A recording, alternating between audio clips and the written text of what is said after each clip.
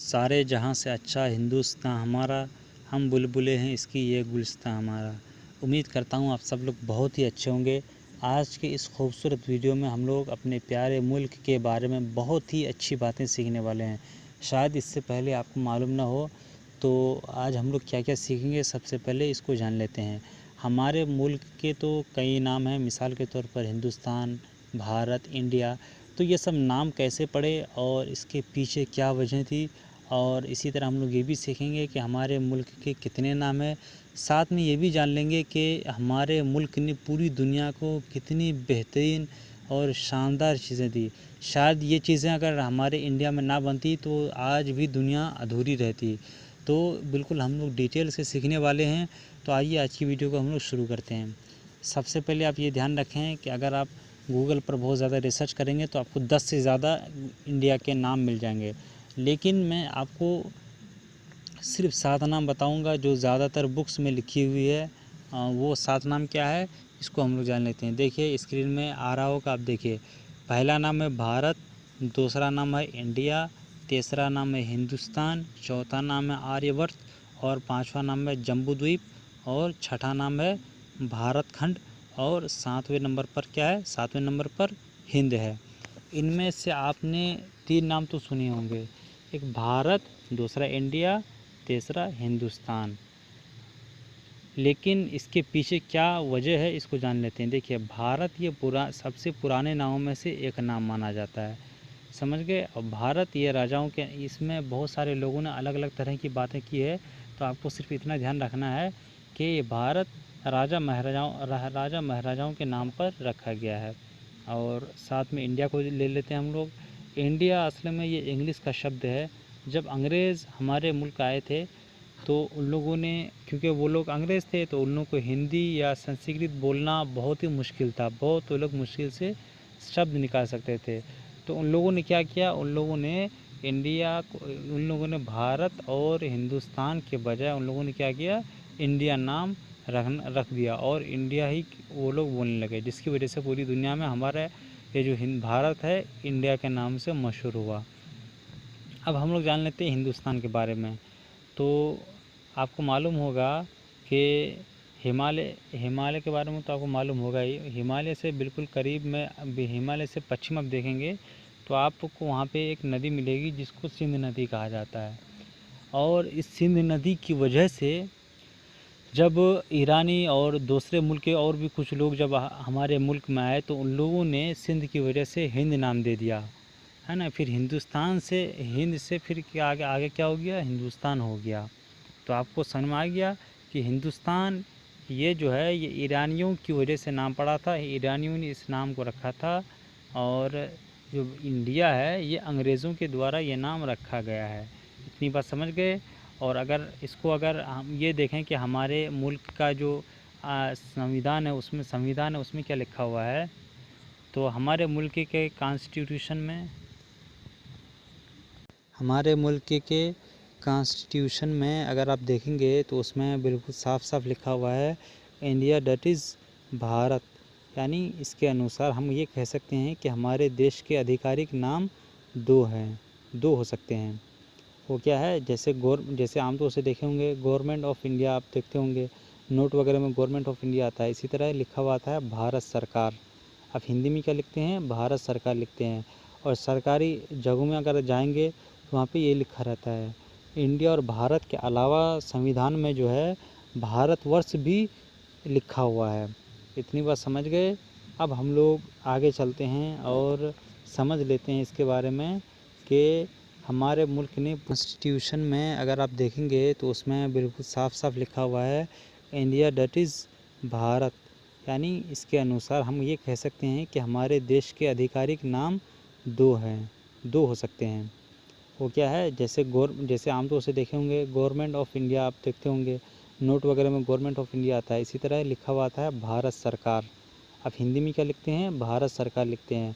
और सरकारी जगहों में अगर जाएंगे तो वहाँ पे ये लिखा रहता है इंडिया। और भारत के अलावा संविधान में जो है भारतवर्ष भी लिखा हुआ है। इतनी बात समझ गए।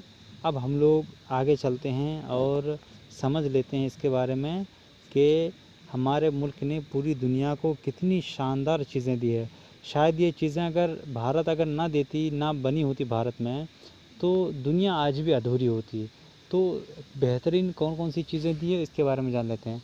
आपको ये ध्यान रखना है कि हमारे मुल्क ने तो वैसे बहुत सारी चीज़ें दी हैं, लेकिन इनमें से हम लोग सिर्फ 5 चीज़ों के बारे में आज जानेंगे। नंबर 1 पर हम रखते हैं ज़ीरो को। आप ज़ीरो के बारे में तो आपको मालूम होगा ही। 10 बगैर ज़ीरो के आपने देखा है कभी? इसी तरह 20 है, 50 है, 100 है, ये सब जितने भी दहाई वाले आप देखते होंगे, दहाई, सैकड़ा, हज़ार, ये सब जितने भी देखे होंगे आप, तो वहाँ पे आपको दिखा होगा जैसे अगर 10 है तो वहाँ 10 को बगैर ज़ीरो के हम लोग नहीं लिखते हैं।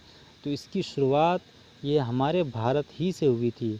और इसी तरह आपको मालूम है जैसे कंप्यूटर हो गया, लैपटॉप हो गया या मोबाइल वगैरह हो गया, ये सब काम कैसे करते हैं, कंप्यूटर वगैरह काम ये सब कैसे करता है, ये सब बाइनरी सिस्टम पर करता है। और बाइनरी सिस्टम अगर आपको मालूम नहीं है तो पढ़ लीजिएगा, आपको मालूम हो जाएगा, क्योंकि अगर इसके डिटेल में जाएंगे तो काफ़ी टाइम लग जाएगा इसमें।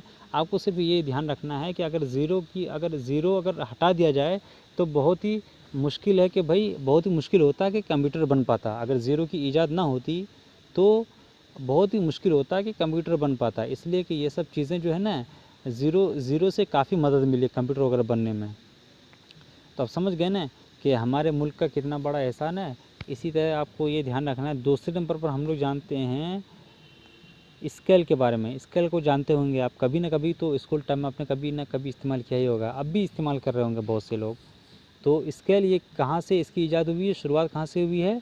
ये हमारे भारत ही से इसकी शुरुआत हुई थी। आप समझ गए, 2 चीज़ें हो गई। अब हम लोग तीसरे नंबर पर चलते हैं। तीसरे नंबर पर हम लोग समझते हैं यूएसबी को।